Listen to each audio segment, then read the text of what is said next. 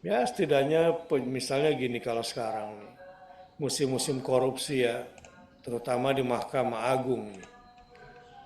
Luar biasa ya di Indonesia ini.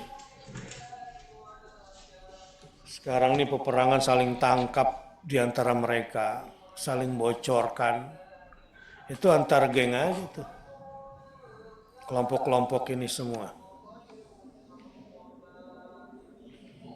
Ya ada di antara mereka. Sampai akhirnya berperkara lah di kasus Tom Lembong ini. Ya keserakahan. Kasus-kasus korupsi untuk menjaga diri dan keluarga jadi pejabat lagi, ya, supaya tidak diperkarakan kasusnya. Dia pikir bisa lolos, ya nggak bisa lah. Misalnya kemarin korupsi untuk mempertahankan diri, kekuasaannya di luar pemerintahan, dia ambil jabatan di pemerintahan lagi supaya bisa mempertahankan dirinya, reputasinya. Jadi menteri lagi misalnya. Padahal persoalan korupsinya belum selesai. Itu nanti nggak dapat apa-apa biasanya. Antara pengeluaran dari hasil mencuri dengan pemasukan nggak seimbang nanti. Sengsara hidupnya. Maka di dunia ini ibarat pasar, cari yang dibutuhkan saja. Ya, cari yang dibutuhkan saja. Nah, kemarin kita sudah membahas tentang seseorang yang ketika ditanya mau pergi haji, sebetulnya perjalanannya orang ini menurut kisahnya uh, Malik bin Dinar, pada akhirnya orang itu meninggal di Mekah. Perjalanan orang itu kemarin. Ketika ditanya, kamu dari mana? Dari sisinya. Kamu mau kemana? Ke rumahnya. Bekal kamu mana? Ada padanya. Seru ya. Itu yang beneran tuh mau pergi haji menghadap Allah Subhanahu wa Ta'ala. Ya memang yang menarik adalah ketika ditanya, ya tapi kan kita perlu makan, kita perlu minum, kita perlu kendaraan. Gimana kamu? Oh iya, saya punya Al-Kafi, saya punya Al-Hadi, saya punya Al-Mu'wi, saya punya Al-Alim, saya punya As-Sadiq. Bersama yang lima ini, Kaf, Ha, Ain, Sad, saya nggak butuh bekal yang lain, saya nggak butuh kendaraan yang lain. Maksudnya apa? Maksudnya tetap berkendaraan, ya, tapi dia tidak bergantung pada materi.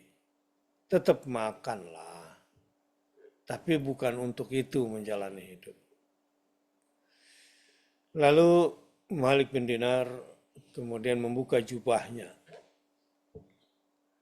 ingin dipakaikan kepada orang ini karena rasa hormat. Dia bilang jangan, jangan, jangan, jangan.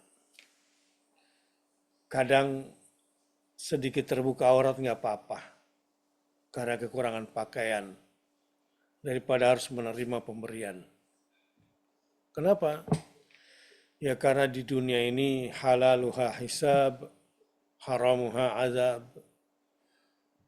Hidup di dunia ini halalnya dihisab, haramnya diazab. Nah ini yang membuat dia selalu dalam kesahajaannya. Memang orang-orang yang sibuk ngurusin dunia itu biasanya sedikit mengingat Allah. Sementara orang-orang yang mau banyak mengingat Allah, memang harus membatasi dirinya dengan dunia. Karena terlalu sibuk mencari dunia, mengejar dunia, menyimpan dunia, akhirnya mencintai dunia, adalah penghalang terbesar perjumpaan dengan Allah Ta'ala itu. Kenapa kok bisa gitu? Ya udah, karena puncak cintanya adalah dunia dan materinya, kenyamanannya bersama dunia, susahnya kalau kehilangan dunia. Ya jelas lah, kalau kita nggak di ruangan ber-AC kan panas. Ya iyalah, miskin kita susah lah hidup. Dan seterusnya. Sebetulnya orang-orang yang senantiasa hidupnya dalam rangka berjumpa dengan Allah Ta'ala itu, ya pastilah Allah cukupkan. Asal kita tidak berlebih-lebihan.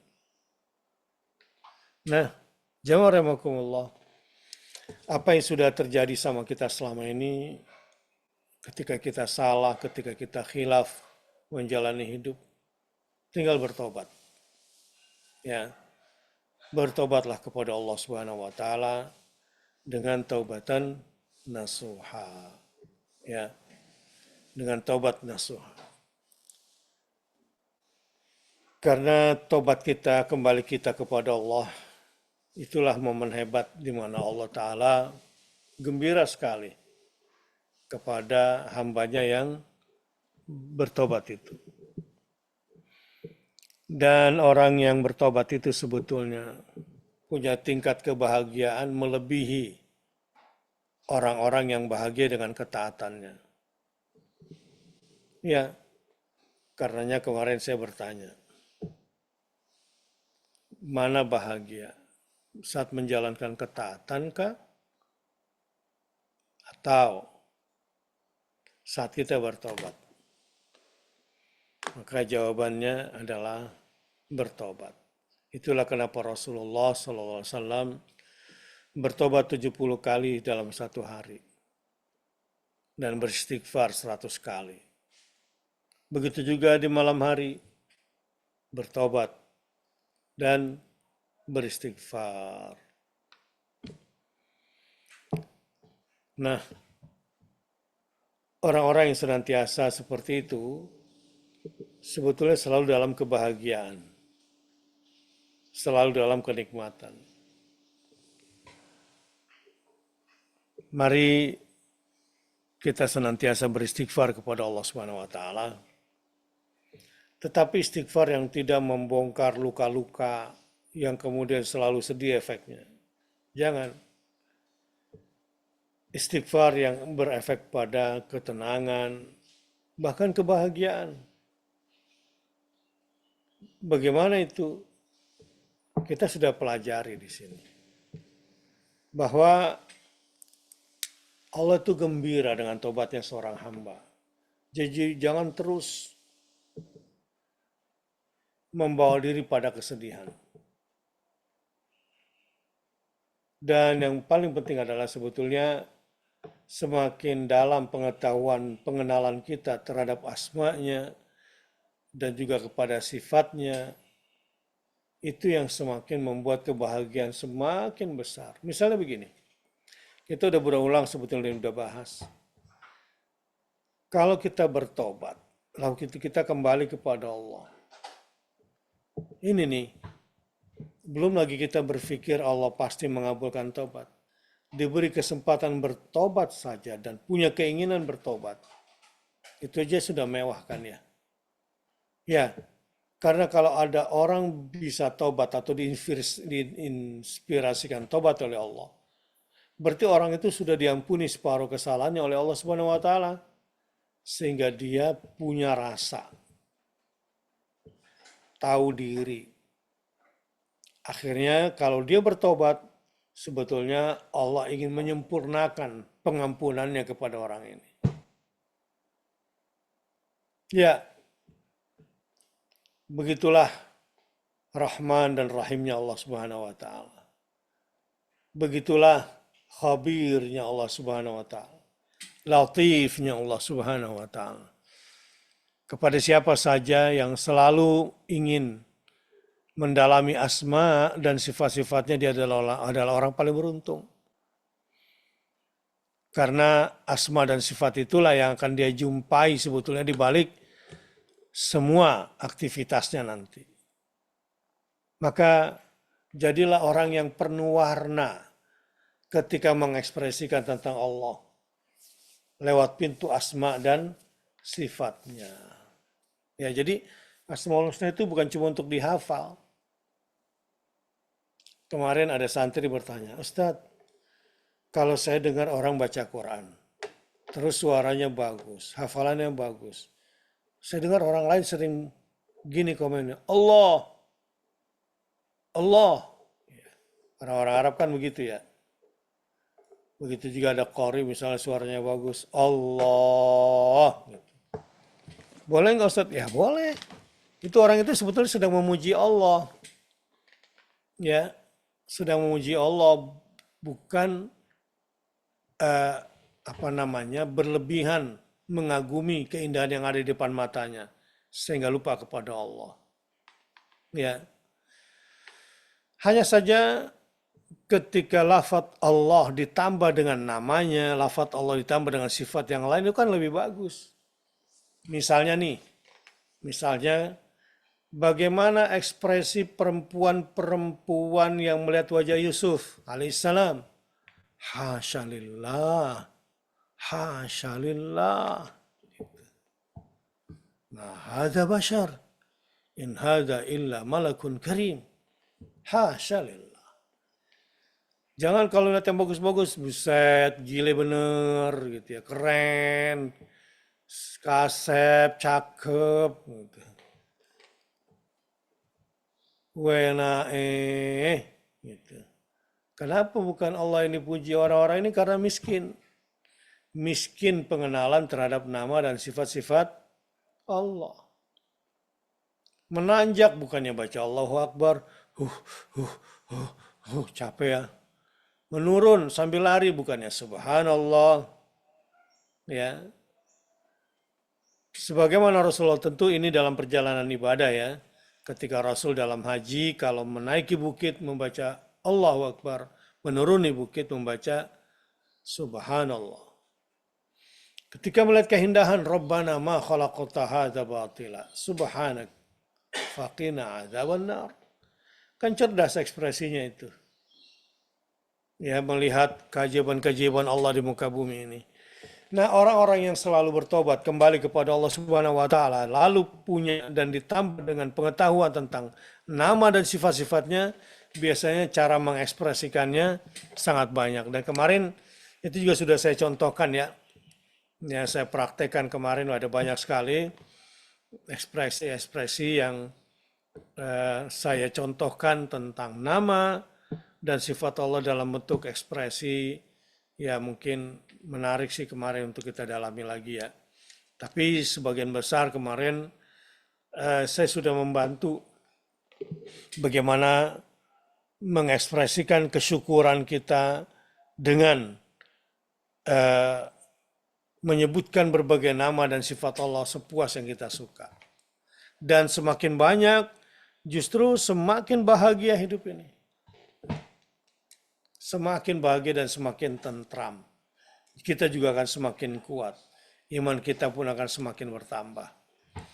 Yang rahimakumullah, di hari Jumat ini saya kembali ingin mengingatkan tentang pentingnya taubat kembali kepada Allah Subhanahu wa taala. Yang sudah lama tidak meneteskan air mata dalam doa, yang sudah lama kehilangan kekhusyuan saat ruku dan sujud, yang sudah lama kehilangan keindahan warna-warni keagungan Allah Subhanahu wa taala, sifat-sifat dan namanya di dalam hatinya. Bangkitlah dari kelalaian panjangmu. Ya. Subhanallah, walhamdulillah, wala ilaha illallah, wallahu akbar. Yang sedang sakit, ya saya doakan semoga Allah rahmati dalam sakitnya ya. Saya tidak bilang cepat sembuh, Sengaja saya bilang semoga Allah rahmati.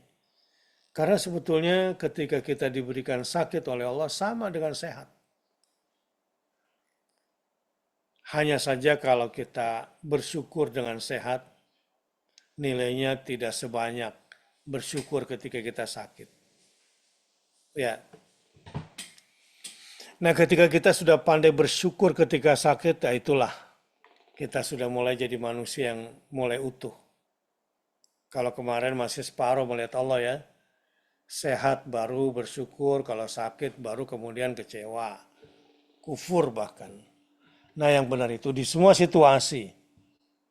Ya, di semua situasi, misalnya ada yang bertanya kepada saya, Ustadz, kita nih manusia gimana ya caranya menjalani hidup itu supaya tetap bahagia, tapi maunya yang ideal-ideal aja, yang enak-enak sesuai dengan keinginan kita gitu kan.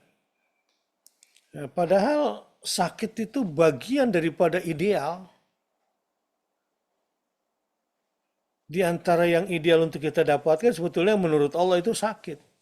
Sementara kalau kita kan nggak mau ya, ya nggak mau sakit, maunya sehat terus. Orang kalau sehat terus, nggak pernah sakit, memang bisa bersyukur ketika sehat? Ya enggak lah. Orang itu baru mensyukuri nikmat sehat kapan? Ya kalau sakit. Ya, kalau dia nggak pernah sakit, apa dia bisa mensyukuri nikmat sehat? Ya enggak bisa lah. Nah, jadi segala sesuatu yang kita kerjakan karena Allah, itu bukan selalu kalau kita bisa menyukai yang ideal-ideal saja yang kita suka. Jadi orang-orang yang selalu setia dengan senario Allah adalah orang-orang yang juga tetap bersyukur ketika mungkin sakit, mungkin kena musibah, mungkin dihinakan. Itu secara normal pun dibutuhkan orang itu.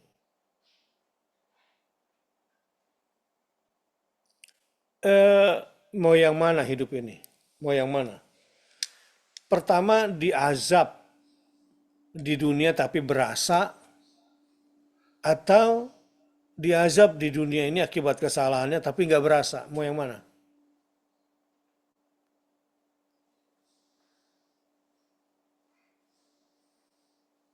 Mau yang mana? Mending yang berasa. Kenapa? Supaya kita bisa bertobat atas kesalahan kita. Bagaimana dengan orang-orang yang bermaksiat kemudian disiksa oleh Allah, tapi dia nggak merasa sedang diuji sama Allah. Sehingga dia nyaman dengan maksiatnya itu. Sebut saja misalnya pelacur. Pelacur-pelacur itu sebetulnya tersiksa. Ya, tapi lama-kelamaan Allah azab dia dengan cara yang dia tidak terasa. Bahkan dia menganggap ini sebagai sebuah pekerjaan. Ketersiksaannya pun ternyata dianggap sebagai bagian daripada profesionalisme dirinya. Wah, sudah kacau deh itu. Sama dengan orang-orang yang diperbudak itu. Bisa lama menjadi budak. Ya, karena memang dia diazab oleh Allah tapi dia tidak terasa. Nah, mending berasa ya daripada nggak berasa di dunia ini. Cuma kan kalau berasa kena sakit, kena musibah kan susah kita. Itulah bentuk ideal itu. Yang namanya manusia, idealnya sehat terus atau pakai sakit juga yang ideal. Yang ideal ya pasti pakai sakit. Kalau nggak pakai sakit, sebetulnya nggak ideal itu. Kasihan dia tidak bisa mensyukuri nikmat sehat. Baik. Semoga Allah Subhanahu wa taala karuniakan kepada kita kemampuan untuk selalu bisa menerima takdir Allah. Apapun takdir yang kita terima, percayalah itu adalah teguran cinta kalau dia musibah, dan kalau berupa nikmat itu juga ujian buat kita semua. Gitu aja melihatnya. Yang sakit mudah-mudahan dirahmati Allah, yang sedang tertimpa musibah, kalaupun ada yang hilang mudah-mudahan Allah ganti dengan yang lebih baik. Dan jangan sampai dalam hidup ini nih gampang mengeluh ya.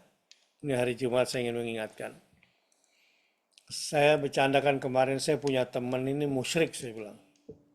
Kita ngobrol berdua, kenapa? Dia dulu pernah jaya, ketika dia jaya membantu orang. Banyak yang memang datang kepada dia dan dia membantu banyak orang. Ternyata orang-orang dia bantu ini sekarang pelit banget setelah dirinya ini terpuruk sekarang. Lalu dia kecewa di hadapan kita. Kecewa dan seakan-akan pintu rezeki tertutup. Gara-gara teman yang kaya raya ini tidak mau bantu dia. Lalu seakan-akan rezekinya tertutup. Musyrik kamu. Rupanya kamu sudah terlalu berharap berlebihan ya. Kamu bersandar berlebihan sama dia ya. Sehingga kamu seperti ini. Bahaya ini. Saya bilang musyrik kamu. Ini cuma karena di level kita lah ya. Di level kita dia kecewa sama orang yang pernah dibantu tapi nggak mau bantu lagi. Tentu itu bukan domain kita adalah yang sesuai aja dengan alam kita dan kapasitas kita sebagai seorang hamba. Selebihnya itu domain Allah Subhanahu wa taala. Dan mudah-mudahan dibahagiakan semua hari ininya. Semangat, ya senyum. Dan mari kita lanjutkan dengan munajat kita. A'udzubillahi minasyaitonirrajim. Bismillahirrahmanirrahim. Al-Fatihah. A'udzubillahi minasyaitonirrajim. Bismillahirrahmanirrahim. Alhamdulillahi rabbil alamin. Ar-Rahmanirrahim. Maliki yaumiddin. Iyyaka na'budu wa iyyaka nasta'in. Ihdinas siratal mustaqim. صراط الذين أنعمت عليهم غير المغضوب عليهم ولا الضالين